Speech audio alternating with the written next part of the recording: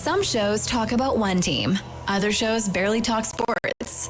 This show will talk Packers, Brewers, and Bucks every day.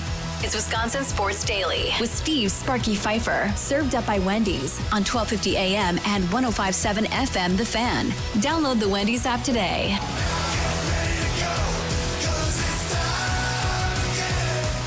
All right, let's get to it here on a Monday. How are we? Hope everything is well in your world. Got some nice weather outside. I haven't looked, but I'm assuming, actually, I can just check right now. This smoky Canadian wildfire stuff, it looks like that is officially passed. Maybe not. Maybe not. But either way, that was horrible this weekend. Can I just tell you, that was absolutely horrible. Did it affect your breathing at all, Charlie? Oh, hold on. I can't hear you. It didn't affect my breathing, but I definitely noticed it. It was out there and very visible, especially last night. It was bad, but I was breathing okay, I think. I mean, literally on your phone, where normally it'll say like 84 and sunny, it was like 84, and instead of sunny or cloudy, it said smoke. That's what it said on my phone, and yeah, it was not the best either. But either way, I had a good weekend. Charlie, your weekend good? Yeah, it was all right. A lot of work. That's usually how it goes. But that is. Got to go to an arcade, which I think we need more arcades. That's what I've decided. You want arcades back in style? I do. I really like pinball. I think pinball needs to come back. Don't they have pinball arcades already around here? Maybe. I don't know. There is. Not ones that are promoted well enough. There is a huge pinball arcade.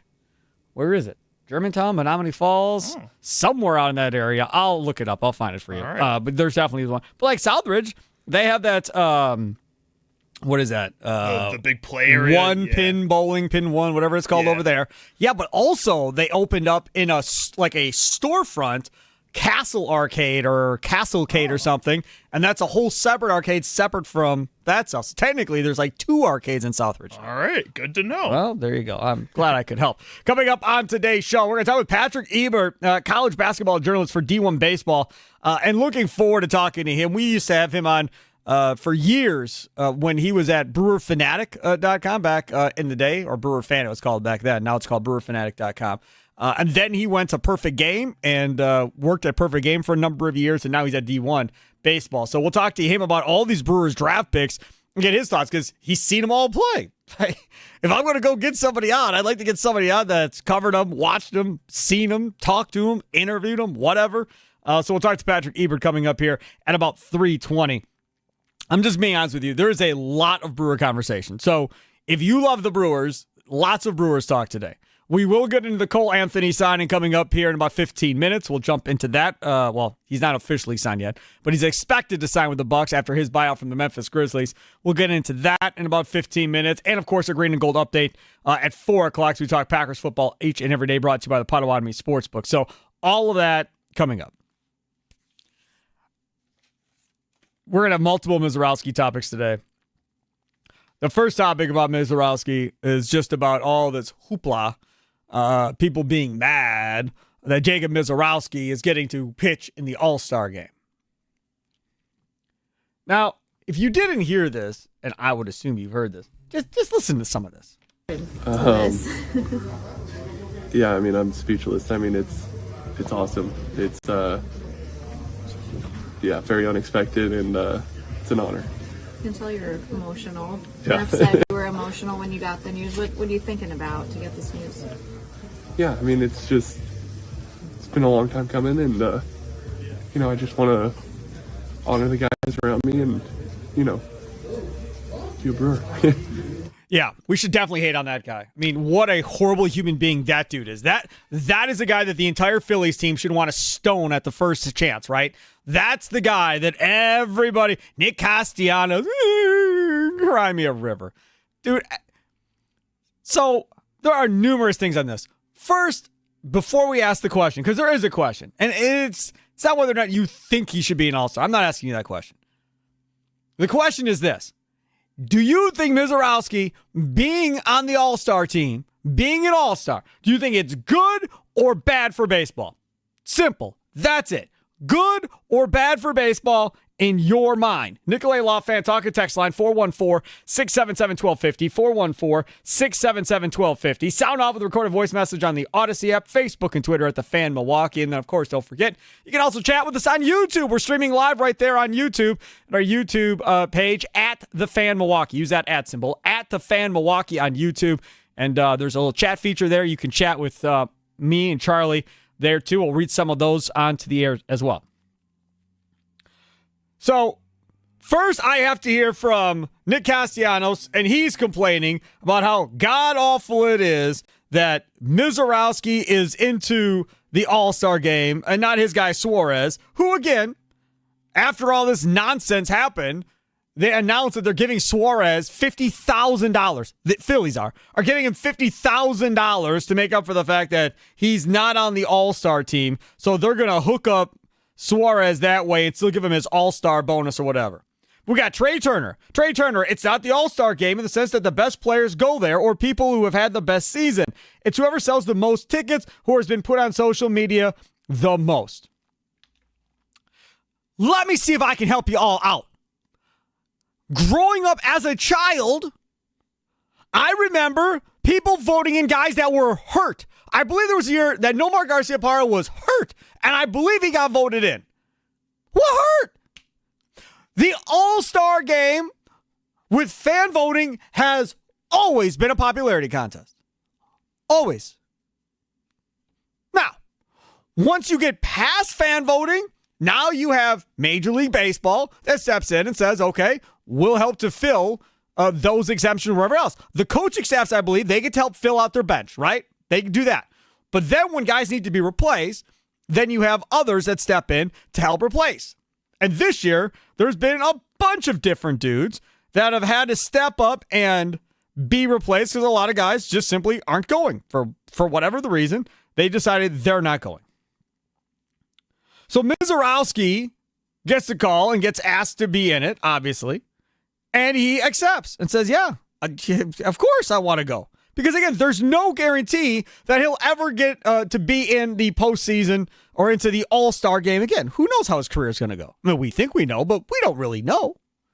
And now you have everybody else on podcasts, TV shows, the whole deal, all giving their thoughts on whether Mizorowski should be in the All-Star game.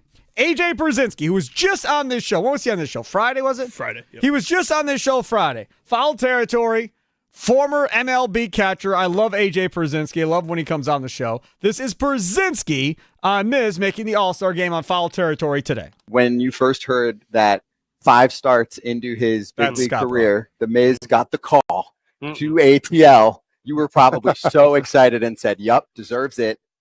Yeah, no, that is not exactly what I did. I did exactly what the Phillies said. Like, no, I'm sorry. I love the kid, but 5 starts. No. And this is 100% a league decision because they got to pick whoever they wanted. It wasn't like he was voted on by the players because when the players' vote happened, he hadn't even been probably pitched in the big leagues yet. Or he maybe had 1 or 2 starts. So Juan Soto didn't get in, and he was the He was the player of the month for June. They voted before that even happened. They vote late June. I think they vote in like the June. Mizorowski has less appearances on the mound than I do in the big leagues. How many appearances you got? I don't know. I know it's 7 more than or 5? 7. Okay. More than 5. So a lot of players are probably pissed about this besides just the Phillies guys who were vocal because they want their guys there. But people have bonuses attached to this. Yeah. Right? So whether Juan Soto makes $700 million, he still gets a big bonus for being elected an All-Star. So for Mizorowski to get this, it's like, okay, Christopher Sanchez is the obvious choice, but there's other people that have obvious choices, and there's a lot of people that obviously aren't coming this year, which is also disappointing. But the ones that you could find someone to come that has been there all year and done a lot of good things, and the fact that Christopher Sanchez isn't here and Mizorowski is, the Phillies summed it up perfectly when they said it was a joke. So this is the one thing. I would tell this to AJ. I would tell it to the Phillies clubhouse. I would tell it to every Major League Baseball clubhouse. The question is it good or bad for baseball? The easy and most honest answer is this is the best thing that's happened to baseball since Shohei Ohtani. It's the best thing that's happened to this sport since Ohtani. all you have to do is think about what I just said. The last time this sport was talked about on any random sports talk show that wasn't affiliated with a major league team in their town was probably Ohtani and his greatness coming in to Major League Baseball. That was the last time. Do you want to know what happened over the weekend? Sports Center brought Tim Kurchin in to ask him about it. When was the last time they talked about baseball outside of a highlight? When was the last time they dedicated a couple minutes to talk about baseball? They're the one that said, I don't need baseball, to be gone with you. They went to talk about it. Folks, I don't care whether you think it sucks that your favorite pitcher didn't get to go in Philadelphia. Cub fans were mad that Suzuki didn't get in. All this nonsense I've seen. And I get it, and I understand it. But there is no arguing that the All-Star game is meant to have eyes tuning into it, right? It's supposed to be a spectacle. It's supposed to be entertaining. That's what it is. Outside of Ohtani, he's the next most entertaining player in the sport right now. It's Ohtani and Mizorowski. Mizorowski's 2. Y'all don't want to be like Mizorowski? Suarez, go throw 102. Do your thing. And then we'll talk about you. But if Suarez makes that game, do any of us care? No. Am I tuning in to watch Suarez pitch? No. Some dude in Iowa tuning in to watch Suarez pitch? Or in North Dakota or South Dakota? No. Is there a chance now that some dude in North Dakota, South Dakota, or Iowa is going to tune in and watch this All-Star game? Because Jacob Mizorowski, a.k.a. The Miz, is pitching. Yes. Man, this is not rocket science. It's just not. And this is how a sport gets stale. This is how a sport doesn't ever advance. Because you don't ever want to think about what will get people talking about us. You ever hear of the thing, any type of PR is good PR, right? Bad PR can be good PR, whatever. They're talking about you, regardless good or bad, at least they're talking about you. Nobody talks about this sport outside of MLB Network. That's it. Foul territory, fine. But I'm saying TV channels, ESPN, FS1, all these ones, not a word. Unless Ohtani does something great, nobody says a thing. And now you're being talked about again. So for anybody to even remotely say this isn't good for the sport, get out of here. Just stop. Like, it's absolutely ridiculous. Now, this kid who's like crying and all bent up that he actually got it, because obviously nobody saw it coming, he's going to go in that clubhouse.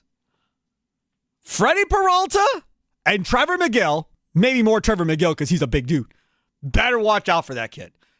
Because if word gets out that those Philly players are running their mouth or anybody else at that poor kid who had nothing to do with it other than just being really damn good, I'm going to be mad. Really mad. You want to start a rivalry? Go ahead and run your mouth. And let me get back to the Brewers clubhouse, what was going on in that All-Star clubhouse. We'll start a rivalry with every damn team in the NL at this point. If I'm the MLB, I'm loving this, man. Yes! I love that I put Mizorowski in. I love that the other players hate it. Yes! This is great. For a while now, for at least 10 years, it felt like baseball was the only All-Star game that still kind of had some love to it. The NFL Pro Bowl was all done. Nobody really cared about it anymore. NBA All-Star game, they've been trying to do new things for the past decade and nothing has worked. MLB still had a little love. And for the past 5 years, it hasn't felt like that love has been there. It felt like the MLB All-Star game has been dying a little bit too. And over the weekend, I saw a video of Pedro Martinez striking out 5 straight Hall of Famers. And I'm including Sammy Sosa and Mark McGwire in that because they would be Hall of Famers without the PEDs. So if that type of love can come back with a guy like Jacob Mizorowski being on the mound to some degree or being put into this game, the fans can watch it to see that kind of spectacle happen again, then you need to do that. And if I'm the MLB and I hear these players talking crap about Jacob Mizorowski, I'm loving that too because that means they care about being in the game again to some degree. I don't know if y'all believe in a God or not, but if y'all believe in a God, we should all pray for the same thing. I want this dude to get into the All-Star game, Charlie. And I don't want him to pitch a scoreless inning.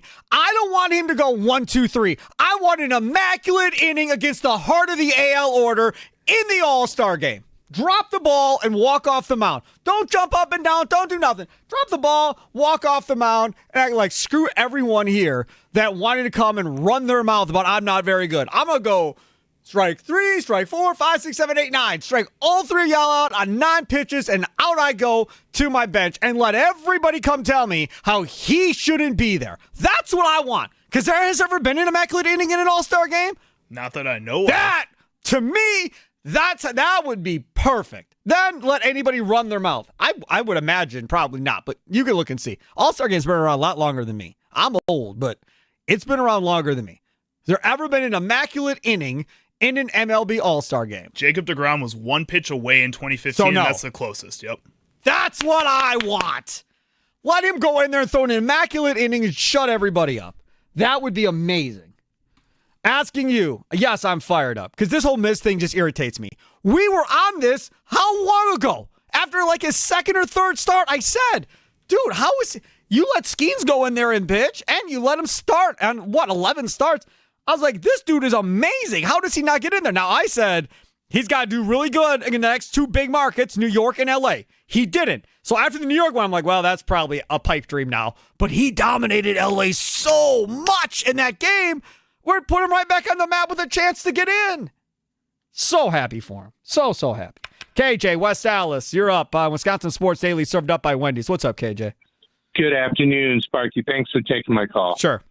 Listen, this is, just to answer your question right off the bat, this is really great for the Major League Baseball front office. But it's a massive exploitation of this young man. It puts him in such an uncomfortable, precarious situation for guys in the league that have been there a long time, that are running their mouth, as you aforementioned, unnecessarily. Sure, he should be in there because he's a good pitcher. Maybe going to be a great pitcher. We don't know yet. He's been great in every but one start. He was throwing a no-hitter through his first, 3 starts through 5 innings in the first 3 games, I think, 2 or 3 games. He got hit once and then dominated one of the best teams in baseball the last time. I'd say that's pretty great at this point. Yeah, that's good. And it's a small sample size, but I just feel like, this is probably the biggest story in Milwaukee since Ryan Braun and the PED controversy. And, it's for a different reason, obviously. But, I just don't like the way that Major League Baseball is exploiting this young man. He's young. He hadn't been around very long. He's 23 years old, Sparky. So tell me this, KJ. KJ, if you were KJ, tell me this. Mentally. If you are his mom or dad, what do you tell him? If I'm his mom or dad, I'm saying this is your decision, son. If you want to do this, you go out and you strike out 3 guys in a row and maybe have an immaculate inning for sure. But you show them that you are a great pitcher. Right. But, exactly. Right. Like I say, you're not turning down an all-star appearance. Hell no. Thanks for the call. There's no chance. No, I'm not even saying this is your decision. Like, nobody turns down an all-star appearance. I don't care what it's for. I don't care. Like, I get what KJ's saying. Oh, maybe he'll run to their mouth at him in the clubhouse and hurt his feelings or whatever. Come on, man. You're 20-something years old. Like, I get it, right? I understand. He may get his feelings hurt. Guys may be running their mouth. But if you just hear what I played earlier to start the show, the man's like crying because he can't believe that he's going to the All-Star game. Hard for anybody to be mad at that dude. You want to be mad? Go be mad at Major League Baseball for trying to grow your sport. Go be mad at Major League Baseball for them wanting somebody to watch your All-Star game. Go be mad at them because they found somebody more entertaining than all of you outside of Shohei Ohtani to get people to tune in to watch. Go be mad at Major League Baseball for that because that's what you're mad at, right? You're mad, jealous, whatever, that Suarez in Philly or Suzuki or whatever else doesn't have any appeal to the average fan. This dude has appeal to the average fan that doesn't watch Brewers baseball, that might not even know where Milwaukee is in the state of Wisconsin, but they want to see that dude cook. That's what they want to see.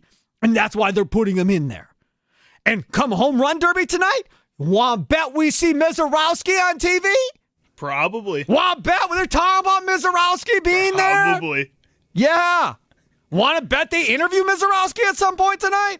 I don't know about that. I'll watch. They're going to show him, but I don't know about that. You watch. There's ESPN's be like, somebody get a microphone in front of him and let's hear what this kid has to say about all this negativity being thrown at the situation. Oh, yes. They're going to try and get a mic in front of him. I'd be a little annoyed by that because it's the home run derby. Let's focus on the guys that are in the derby. And it's the biggest story in baseball. Maybe their teammates. I understand that, but I'm just saying I would still be a little annoyed by it. Here's Ron Darling, the former Major League Baseball pitcher, on Mrs. All-Star selection during, it was the Mets broadcast, right? SNY. Let's separate the kid from the choice. He had nothing to do with it. So to have any vitriol against the Mizorowski, is ill-placed and silly. It's not his fault. They decided to do it. But it can also be kind of a joke to the game and the integrity of the game that he's only pitched 5 times. Now, you were saying 11 times Skeens pitched? 11 times. Last year, and he was in the All-Star game, and it didn't really raise any eyebrows around baseball. I think the problem is that there are so many deserving pitchers out there that look askance at this choice.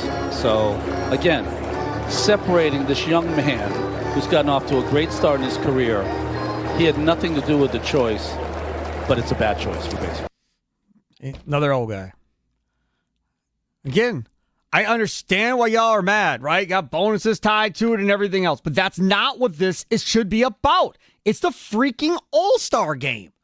Like, that's your goal as Major League Baseball is to get people to tune in and watch. The NBA All-Star game, that's on its last legs. The NFL Pro Bowl, that's gone. It's in a retirement home right now, man. Gone, right? So Major League Baseball goes, holy crap, we got somebody worth talking about that everybody's going to want to tune in to watch and see how he does against these great hitters. Let's do it. And how could you argue it? He just walked through Ohtani and the rest of these dudes on the Dodgers. Ohtani, Freeman, Mookie Betts. I'd say he proved himself pretty good through that little outing. Did you see the rotation they set up coming out of this break? I haven't yet, no. Priester. Okay. Mm-hmm. What's after that? Priester. Then it's Peralta. Okay. Quintana, Miz, and Woodruff. All right. So interesting. He does not get the Dodgers again. He doesn't get to. Now, Quintana gets to face him again. The Miz gets to avoid the Dodgers and instead opens up that Mariners series, him and Woodruff in that Mariners series. So we'll see how this all shapes up going forward. I was assuming they clicked 5 days out and went ahead of time. Because, like, I remember back in the day being in the office with Ned Yost and those guys, and they had it all mapped out so their best pitchers would line up with the Cubs series, or their best pitchers would line up with the Cardinals series, and everything was mapped out to make sure you had your best guys in your big series that you wanted, you know, for that month or the next month or the second half or whatever. Well, and I guess you also are thinking that Mizorowski's going to be traveling All-Star Weekend last second. You don't really want to put him into that. Right. Don't want to put him into that. Freddie Peralta's going to be traveling too for this whole weekend. I mean, you don't really want to put him into that position. Let Priester show what he can do against the best team in baseball. I mean, I don't care if Priester pitches one way or the other. But normally when you come out of the All-Star break, everybody resets, and then you are able to line up 1 through 5 the way you want it. I'm kind of surprised Woodruff isn't in that first series. I would put him in there against the Dodgers. Protecting that shoulder, baby. Oh, man. Right, just like Mizorowski, protecting him as much as possible. He looks so good in the first couple of starts. Let him go against the Dodgers. See what he can do. He has. Tell me about it. I have Woodruff in fantasy. I could have used the extra start before Sunday. Yes, I could have used it. Ken Rosenthal, on this All-Star selection from Foul Territory. Jacob Mizorowski has been the talk of the sport really ever since he came up in June. And, of course, he became the talk of the sport in a different way when he was named to the All-Star team on Friday as a replacement for Matthew Boyd. I wrote about this today, and I want to get into it because there's a lot of layers here, and a lot of things to discuss. Now, I'm going to start off at the top by saying what I did in my column this morning. I see both sides of this debate. I certainly see the side of Major League Baseball and Fox. They want to generate as much attention as possible for the game. They want to generate as much buzz as possible for the game. Jacob Misiorowski does that. He's the Miz. He is a sensation. He is exactly what you want in terms of marketing. Now, the problem is, of course, to those who see this selection as something less than ideal, is that Jacob Misiorowski has made 5, count them, 5 starts in the major leagues. Only 5. And the question becomes, how far do you lower the bar? Paul Skeens had made 11 starts last year when he became the all-star starting pitcher for the National League, but he had been dominant in those 11 starts, even more dominant than Misiorowski, had a 1.90 ERA. No one had a problem with that. He came up in early May. He had been a major leaguer for the bulk of the season. But again, when you choose a Misiorowski, you're not choosing others who have been with their teams the entire season and others who have really worked their entire careers to become an all-star. And I think of Tyler Rogers, the San Francisco Giants reliever. A friend, or actually a commenter on my column this morning, mentioned Nick Pivetta, who certainly has been all-star worthy for the Padres. They've got 3 relievers. That should be enough. But yeah, Pivetta's pitched really well. And there are others as well. Others who did not get a spot because Jacob Misiorowski did. He didn't even bring up Suarez. Suarez is more deserving than those 2 knuckleheads. Tell you what, take Christopher Suarez, Nick Pivetta, and Tyler Rogers. Go over to the mall closest to you, Brookfield Square, Mayfair, Southridge. Go over. Go down the aisle and ask how many people, if they could tell you what those 3 people do for employment, and see how many of them know if they're Major League Baseball pitchers. Probably not too many. I don't even know. Like, I know Nick Pivetta. I don't know if I could know him in street clothes. Come on, man. Like, there's just no way. But again, just stick with what we know. I'm telling you, I want that dude to go out there, throw an immaculate inning, and dominate these dudes. Just drop the ball and walk off the mound. Don't, because he's very emotional, pumping up, celebrating, jumping up and down. I would go out there angry, and I would pitch angry. Like, you're going to see 103 in the All-Star. What's the fastest pitch in an All-Star game? Look that up. Here's another one we could have. We could have an immaculate inning with him throwing the fastest pitch in an inning of an All-Star game. What's the fastest pitch? Mason Miller threw a 103.6 mile per hour strike last season. He threw 103 in the minor leagues. So maybe he can get to that level. Throw 103 and an immaculate inning, Charlie, and walk off the mound, drop the ball, walk off. No emotion. Just walk off and be like, screw you. Y'all ruined this whole thing for me. I think that would give everybody the Clayton Kershaw treatment, where it goes from being mad about this to, oh, dang. Yeah, okay, he's for real. I'm telling you. That's what I want. What I don't want is I don't want him to get smoked. Because if he gets smoked, then all these idiots are going to be like, see, I told you he didn't belong there. I told you it wasn't big enough sample size. He couldn't get anybody out in 1 inning he pitched. Yeah, I told you it was all overrated. Then I got to listen to all that. I don't want that. I want this dude to dominate and shut everybody up. That's what I want. That's really what I want. Yeah. Weather forecast time. Time for your fan weather forecast here on, well, I said the fan already. 84 degrees, sunny in Hales Corner. I don't see any more smoke thing coming up, which is always a good thing. Looks pretty clear for the rest of the night. Low of 65 tonight. This Wisconsin Sports Daily, served up by Wendy's. Live from the 1250 AM 1057 FM The Fan Studios. Powered by the Potawatomi Sportsbook. Up next, we'll talk about this expected signing of guard Cole Anthony to the Milwaukee Bucks here on The Fan.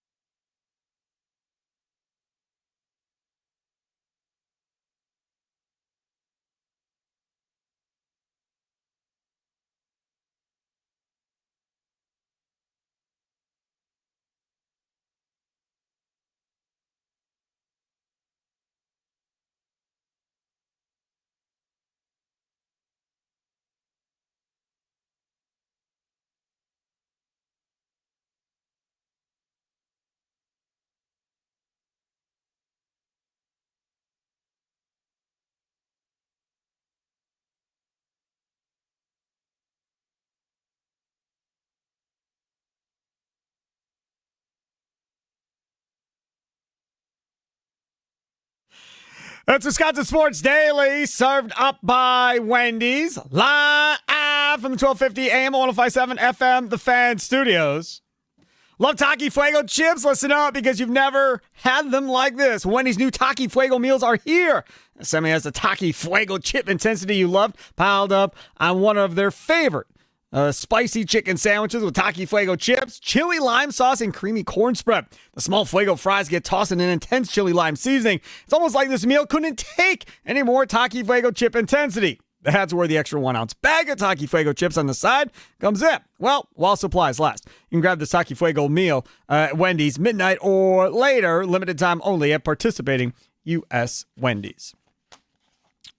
All right, so I want to get into some more of the Brewers and Mizorowski and all that stuff. We'll do that coming up at 3 o'clock. Talk some more about the draft. We'll do that some in the next segment. We'll talk some Patrick Ebert, college baseball journalist for D1 Baseball. He'll join us at 3:20 to give us his wrap-up on what the Brewers have done in the draft yesterday, and maybe we'll get his thoughts on a couple of the players they've drafted today as well. But I want to get into this deal with the Milwaukee Bucks and apparently the expected signing of Cole Anthony. Cole Anthony was a point guard that was drafted by the Orlando Magic, spent a few years in Orlando, had one season where he actually got to start, and then after that they said, yeah, we're good. We don't need to have you start anymore. We're going to have you come off the bench. So then they put him to the bench. And Cole Anthony scores the ball pretty decently, right? Double-figure average score. Shoot the ball okay from three, which is nice to go along with his scoring. Stretch the floor a little bit for you and help you out there. Younger player, right? He's not as old as Russell Westbrook. He's not as old as Chris Paul. He's only been in the league a few years. So that helps as far as you trying to be more athletic and get up and down the floor and playing faster, playing with pace. The question I have for you is, with him expected to sign with the Bucks, what role do you see Cole Anthony filling for this Bucks basketball team? What role do you see Cole Anthony filling for this Bucks basketball team? Because now that is 3 point guards on this roster. You brought back KPJ. You brought back Ryan Rollins on a 3-year deal. And now you have this dude as well. And then shooting guard wise, you still have Gary Trent Jr. You still have AJ Green. You have Gary Harris, unless you want to say he's a 3, but technically he's a shooting guard as well. So you have him at the guard position. A lot of guys back there. And there's not going to be enough minutes for all these dudes. So what role do you see Cole Anthony playing? Watching the Bucks Summer League game yesterday, or last night, I guess it was, whatever time it was. I think it was last night. And they were having the conversation about Cole Anthony. About the fact that, oh boy, you know, he could be the starting point guard for this team and so forth. And then that conversation went into, but if Giannis is going to be the one running point, if he's going to be the one initiating offense most of the time, that really kind of changes what you need out of the guards. When this deal got broke, or going to be a deal, the news got broke of this, Shams Charania tweeted it out. I quote tweeted it and put simply, yuck. Sent the tweet and went away from Twitter because I was in the middle of doing whatever I was doing with the kids.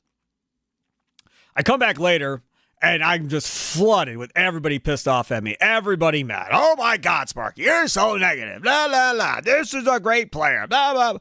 Man started 1 year in Orlando, said, we're good. You don't need to do that anymore. We're good. Listen. In my opinion, y'all can disagree with me. That's fine. If Cole Anthony is going to be asked not to make other players better, but to simply be a shooter on the outside like AJ Green, if that's what we're talking about here, okay. But you're not paying him anything, right? I'm pretty sure this is going to be like veteran minimum type stuff. So you're not paying him anything. So if it doesn't work, no harm, no foul. It's a 1 year deal. Out you go. So I'm okay if that's what this is. Where I'm not going to be okay, and nor will you, is if he is the starting point guard and he's got to initiate and run offense. Because what you will quickly realize is he plays some out of control, like Kevin Porter Jr. He's going to make some knucklehead, boneheaded, why did you just try to force that shot up situations. He's not going to make players around him all that much better. That's why he lost that job in Orlando to begin with. He's not that guy. He's more of a guy that plays next. He's more like, if we're being honest, more like Gary Trent than he is a point guard that you want to be the general on the floor, initiate offense, drive and kick, and do all that stuff. Defensively, he can play some defense. Okay? So, from that perspective, okay. He can pick up full court. Fine. I'm okay with that too. So, my beef with all of this is, if this is just, he's going to be one of two guards that are expected to stretch the floor and shoot threes, right? And Giannis is initiating and doing all this, and it's not him, and they're not expecting him to average 8 or 9 assists a game, because he's not going to. If that's not what you're expecting from him, and it's just be a shooter off the bench, or be a shooter in the starting lineup, but you're not going to play technical, true point guard, cool. But if they're going to treat him like a real point guard and ask him to do things that a Chris Paul has done in his whole career and these other guys to make people better, then I have no faith that this is going to work out whatsoever. So we'll see what they ask of him, but that is why I said yuck. Because immediately my first thought was, I don't want this dude running our offense, man. I've seen this in Orlando. I have no interest in letting him play 30 to 35 minutes of running point guard for this team. None. But if he's playing 20 minutes a night in just a, quote, guard role, not a true point guard role, then I'm much better with it. What role do you see Cole Anthony filling on this Bucks basketball team? Nikolai Love, Fan Talk text line 414-677-1250, 414-677-1250. Facebook and Twitter at The Fan Milwaukee. Sound off with a recorded voice message on the Odyssey app. I will say this. When they ended up with him in Memphis, me and the Memphis guys, because I've done some fill-in work in Memphis, were texting, and I was like, yuck. And for everyone I was texting out, they started laughing like, yeah, we agree, but I'm not sure he'll still be here by the time this whole thing is said and done. And he wasn't, and he was bought out. Meanwhile, this fan base, I don't know if y'all think he's going to be an all-star, what y'all think he is, but he's not whatever y'all think he is. If y'all are looking at him and saying, he could hit a couple threes a game, right? Maybe get you 12 to 13 points a game off the bench, 14 points a game off the bench. Can he do that? Yes. Can he get on a heater and hit 5 or 6 threes in a game and throw up 25 in a game or something? Yes. He absolutely can do that. Do I think he can average 20 plus a night in this league? I don't know about all that. Because I don't think the consistency is necessarily there night in and night out with him. Be games where he gets high, then games will disappear. Therefore, that is why Orlando got rid of him. And again, 1 year, guys. 1 year in Orlando that he started. Okay, go ahead, Charlie. This feels like, and when I watch Cole Anthony, a more polished Ryan Rollins. That's all I see, which isn't really that great, if I'm being honest. Ryan Rollins is a good player, and I think that he can come in and be at least a backup point guard for most NBA teams at the point that he's at right now. I think Cole Anthony can be a starting point guard for a lot of NBA teams as we sit at this moment. The problem is if you're going to bring in a guy like Cole Anthony to be in that role and to be a more polished Ryan Rollins, then why did you give Ryan Rollins 3 years and all this money to come and be a part of this team? I think I understand why you keep KPJ around, because this is still a good duo. I think they pair well together. And Ryan Rollins and KPJ pair well together. I think KPJ and Cole Anthony would pair well together. Of the three, Porter Jr., Cole Anthony, and Ryan Rollins. Porter Jr. is the most talented of the three. By far. Still. Yeah. Still. I think so. He's still the most talented guy of the three. If, in my opinion, if you were going to add a third point guard and say, we want somebody else, the third point guard had to be somebody that was going to help the two younger guards develop and get better as the season goes forward to put you in a position for them to be the guys the following season. That's what I wanted. That's why, to me, Chris Paul made some sense. Like, okay, let him come in, be the veteran, show these two guys how to play the point guard position, what he looks at, all of this stuff. That's why Chris Paul made sense to me. Westbrook scared the hell out of me. Didn't really want to deal with that. But again, kind of a veteran, can show you how to make other players better by passing the ball and doing so forth, even though I think Russell Westbrook is definitely a kind of a me guy, but you can't argue with all the assist numbers he has. He has a knack for being able to find an open guy when he's driving and people are collapsing. Cole Anthony does not have that knack. So, again, I don't get it. My only thought is they're just like, Giannis is going to run the show. Doesn't really matter that we don't have a traditional point guard, and we just need guys to hit outside shots and stretch the floor around him. In which case, this makes sense. And guys to be aggressive on the perimeter. And I think Cole Anthony is going to be the most aggressive out of these three and the best defender out of these three. Yes, agree on both points. Agree on both points. I just don't think he's a true point guard that makes anybody better. Chuck on the South Side. You're next on Wisconsin Sports Daily, served up by Wendy's. What's going on, Chuck? Yeah, after reading the things on this guy, I was saying to myself, we got 5 other guys on the team that does the same thing. Yes. I mean, I'm really getting scared now. I mean, if they can't make a move, I think Giannis might really opt out. I really do. I don't care if he opts out at the end of September. If he says he wants out, I think he's going to be out. They're not doing. I mean, they bring these has-beens in. Really, they're has-beens. At least bring a veteran. Bring the deal at 40 years old. But I'm starting to get worried now. I mean, they bring this guy in. He doesn't do anything. You got 5 other guys that do the same thing, and Giannis, he's not really sure. And I wouldn't be past them if they don't make some kind of move or make some package deal. Trade 3 of these guys they got now for one good guy. Maybe they could do that. There's a lot of people that think that may happen. Thanks for the call. Seen a lot of that on social media. A lot of Bucks fans. All right, so let's package AJ Green, this, that, our first 20 to 31. Let's go get a real good player now that we have Cole Anthony that can play guard, right? And then I see the people that love AJ Green and think he's going to be like all-pro or something. Oh, my God, we can't trade AJ Green. Oh, I'm going to just be heartbroken if they trade AJ Green. Not AJ Green. Man, wake up, man. Wake up. Stop acting like AJ Green is an all-star. I swear to God. Yes, he can shoot the ball. Yes, he was inconsistent shooting the ball. It was up and down with him last year. I don't want to compare him to another white guy, but I have been. Connaughton, Morgan Bell. That's kind of what that dude is at this point. He's not even as athletic as Connaughton, but that's kind of what he is. He plays hard. He gives good effort. Okay? That should not be a piece deemed untradeable. When S. Chuck pointed out, you're just putting a bunch of the same dudes out there. Gary Trent, shooter. That's what he does. Cole Anthony will shoot the ball from outside. Right? Gary Harris got into this league from shooting and defending.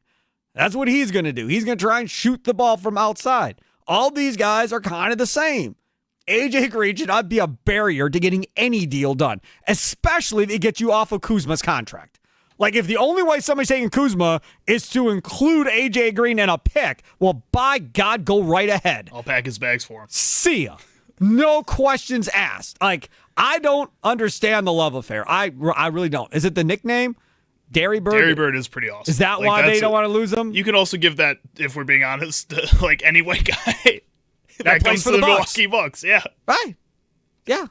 I swear to you, I don't understand the love affair with AJ Green. He's a nice player. I'm not saying he's not, but not to the level some of you all are acting like on social media, like he's done a whole bunch of stuff in the NBA and he can't be traded. Like, that's absolutely ridiculous. There's absolutely... Listen, over the weekend, saw an AJ Johnson clip from the Wizards in Summer League, and I quote tweeted it, and I put, I really miss him. Yeah, and so do others as well. And somebody's like, who was it? I forgot who it was. I can't remember. But somebody was like, I don't understand why they put him in the trade. And I was like, well, that's because they wouldn't do the trade unless AJ Johnson was in the trade, according to reports of Wizards. So unless they included AJ Johnson, they weren't going to take Middleton's horrible contract. So they had to include AJ to get Kuzma and get off of the Middleton deal, apparently. That didn't work out as far as Kuzma doing anything for this team. Now, maybe he'll be much better this year, and we'll find out if that ends up being the case at the end of the day. Potawatomi Sportsbook, that's where you can go and bet, right? Put a couple shekels down on what you think the Bucks are going to be this year. Futures on the Bucks, right? Maybe go put some shekels on what you think Green Bay is going to be this year. You can do that as well. Get an early start on maybe home run derby odds tonight. Go watch the home run derby, the Potawatomi Sportsbook, or the All-Star game tomorrow. I wonder if they got some props on Mizorowski. That would be good. So nice prop bets on Mizorowski. Maybe an immaculate inning now. We could talk to Austin Herdinho. Yes. Let's post it. That's got to be huge odds. It's never been done in the history of baseball. There's got to be some real significant odds there with Herdinho over there at the Potawatomi Sportsbook. That's where you want to be. Over 30 sporting events at one time. 2,000 square foot center screen. 6,500 square foot Potawatomi Sportsbook. 2 levels. You can rent the second level if you would like for a business function, a party, a reception, whatever the case may be. It is available to rent if that's something you would like to do. You just negotiate that deal with Potawatomi. Food, unbelievable, just like all over the place, right? All kinds of fine dining restaurants all over the Potawatomi Hotel and Casino. You got the kiosk right there off of the Skywalk going into Potawatomi. You can put your wagers there and head back in your car and move on out if you like, or make your wagers there. Maybe you're on a date night or something. Make your wagers. Then you meet your date at the dinner, whatever, and then you sneak on down, play some craps, some blackjack, some poker. Hey, let me just sneak in here and see what scores real quick, right? Because you got the bets in your pocket. Oh, look, I just won. Boop. Done. All right, let's go. Let's play some of my winnings, right? And you take her back out. It all works out, man. It's perfect. And if everything goes well, you got a night stay at the hotel right there. Right, Charlie? Easy. It's all real easy. I think so. I just laid it out for you. Potawatomi Sportsbook. Reserve your seat or seats if you want to reserve one for her too. Potawatomi.com/sportsbook. Potawatomi.com/sportsbook is the best way to go to reserve your seat. And there's a nominal fee, but it goes towards your food and beverage that you're going to spend the money on anyhow later that evening, so totally worth it. Coming up next, Brewers draft picks have been doing some talking, and I may have fallen in love with one of the first Brewers draft picks. I think I want a jersey already. He hasn't even played a game in the Brewers minor league system, and I think I really, really like the kid already. I'll tell you who that is. Coming up next is Wisconsin Sports Daily, served up by Wendy's, live from the 1250 AM 105.7 FM The Fan Studios, powered by the Potawatomi Sportsbook. Sparky here.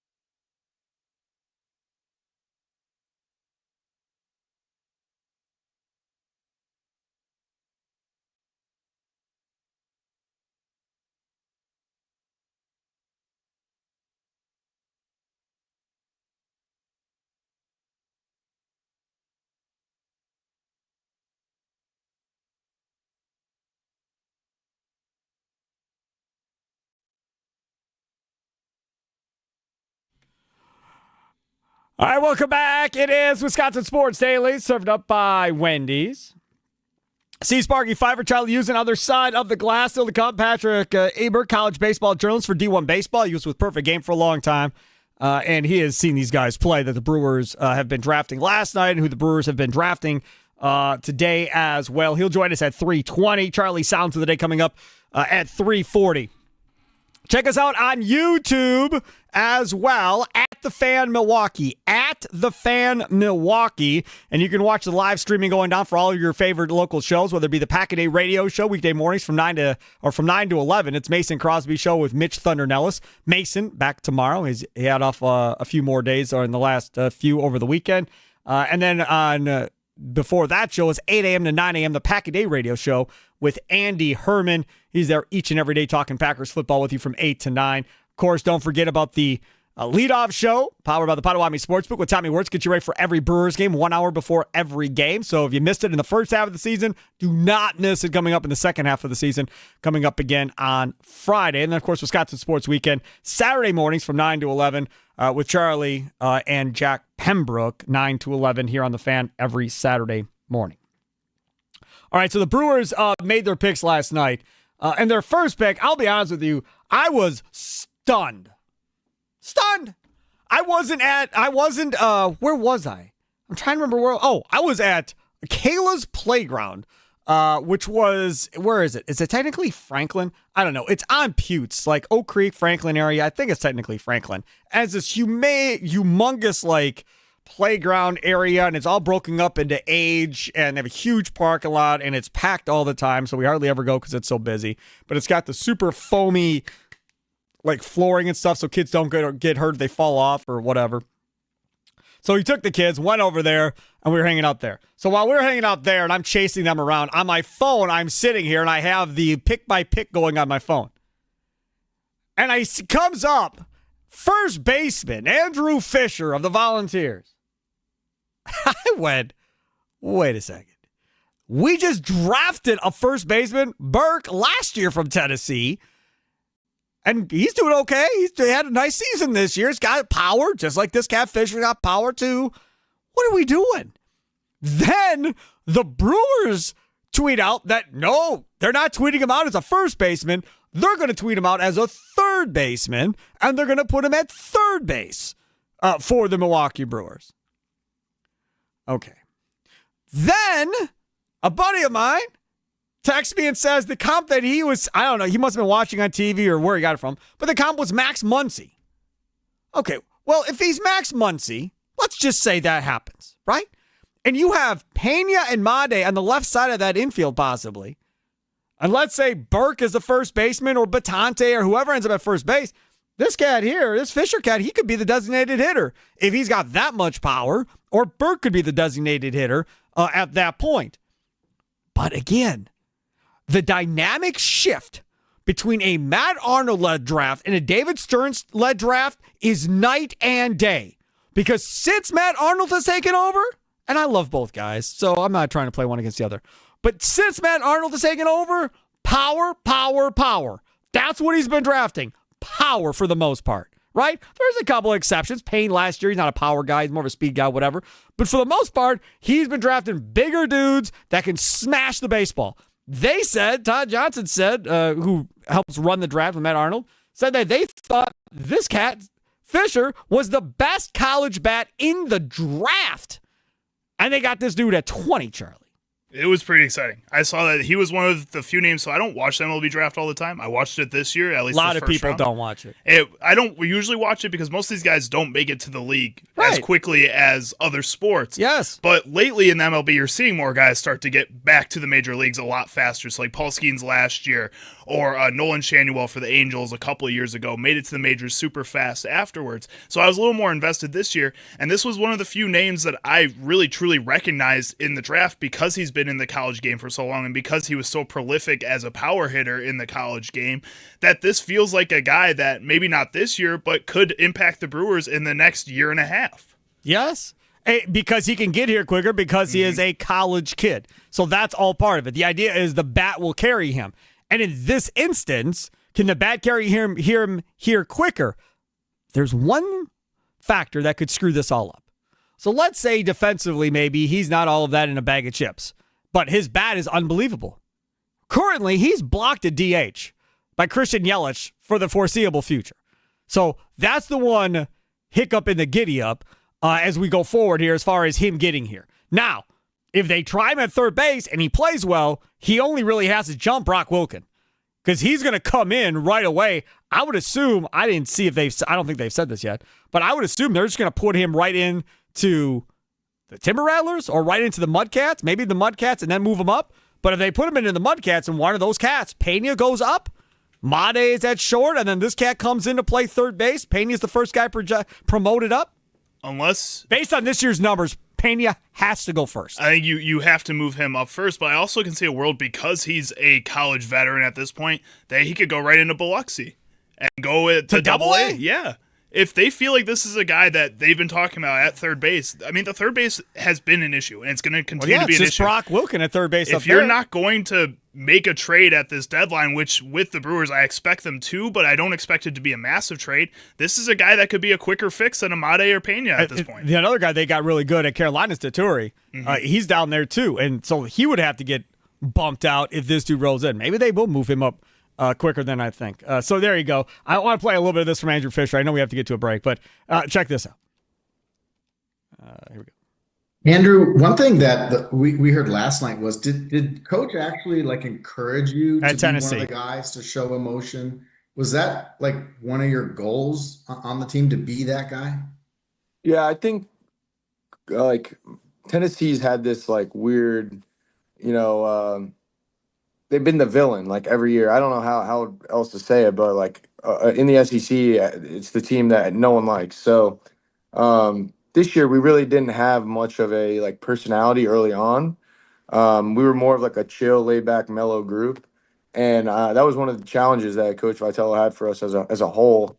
And then kind of me on the side more, because I feel like I had a little bit more of a leadership role on the team, that he was pushing me to see hey.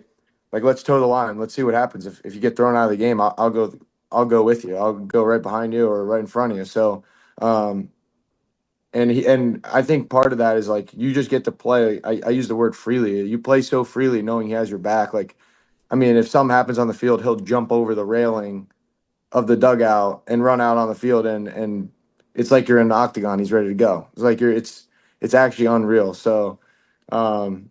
Yeah, it makes it easy playing with emotion out there on the field. And we work so hard behind the scenes, not just myself, but like I said, we play with a bunch of younger guys. So to see them succeed out there and celebrate their success as well is important.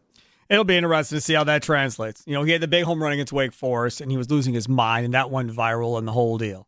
But to see how Andrew Fisher's emotions play level to level. Do they stay how they've been in college? Do they get less? How big of emotional will he be? Because I'm telling you right now, if this kid's emotional, if you all get a chance to see Madi when he does something, he's got some swag that goes along with him as well. This new young core coming could be the loud, cocky group of guys all coming up together with that swag that goes along with each and every one of them. And Vitello is great at what he does. The skipper for Tennessee, I don't know. You said you watched. He's really good on MLB draft stuff. They had him on last year for the first time. I think it was the first time last year. He was good last year. He was good again last night. I thought he was really good. Our guy Nate Snead from South Milwaukee, volunteer closer. He got drafted by the Angels, last pick of the third round last night. Hoping to have Nate Snead on the show tomorrow. So congratulations to him and his family for making it to the big leagues. It's really cool stuff. And when he talks, and the reason why it makes sense to have him on is because why? How many of these kids are SEC kids? A ton. Mm-hmm. And he knows all of them because he plays against all of them. How many volunteers got drafted? A ton. So who better to talk about it than their manager? He's a perfect fit. It'd be like having Saban on the NFL draft show. It makes all the sense in the world when you're still coaching and active and you've seen all these guys and give firsthand accounts. That's a big deal. Especially, again, in an event or in a sport like college baseball where not too many people are paying attention until these guys get drafted. Right. It's nice to have the guy who knows them the best. Absolutely right. I know U.S. Cellular the best. Can I say that? I think so. I think so. I think that's the deal. I can say that. So going on right now is U.S. Cellular's big event they do every day, or every year, last couple of years at least. Us Days is going on right now. This is their exclusive event to celebrate loyal customers with unique offers. Now, I'm a loyal customer for over a decade. If you're not a customer yet, you should be. You won't regret it. This includes big discounts on new phones and tablets, plus other giveaways and events, like parking lot parties. Some of these guys have DJs, bag games, food trucks. They all have different things that are going on over there. Find out which party is closest to you. This only goes to the 16th. Only a couple more days left. UsCellularParty.com. UsCellularParty.com. And I will give you a prime example. I got a text this morning at about 11 o'clock. It's Us Days giveaway time. Today, July 14th. Enter for a chance at a year of fast 5G home internet on us. Free internet for a year if you're part of the Us Days giveaways, but you're only going to get those text messages if you're a customer of U.S. Cellular. It's a beautiful thing. Take advantage of it. If you've not ever had U.S. Cellular, I'm telling you, you will love it and you will thank me. All you have to do is go to a store, check out the U.S. Cellular website, check out all the best upgrade offers of the season if you're a U.S. Cellular customer. And if you're not, go to a store and become one, and you'll be very happy that you did. Take a quick time out. Come back on the other side. There was a report out. We'll read it to you coming up next. I think it was yesterday the report was out about Jacob Mizorowski and the Brewers having extension talks at the beginning of this season, and apparently they're still pretty far away. We'll talk about that coming up next, and what is an appropriate number to give Jacob Mizorowski and for how long. And straight ahead, Wisconsin Sports Daily, served up by Wendy's, live from the 1250 AM at 105.7 FM The Fan Studios, powered by the Potawatomi Sportsbook. Steve Sparky Fifer here, Charlie using over there, and we're live on YouTube, baby, at The Fan Milwaukee. Use that ad symbol.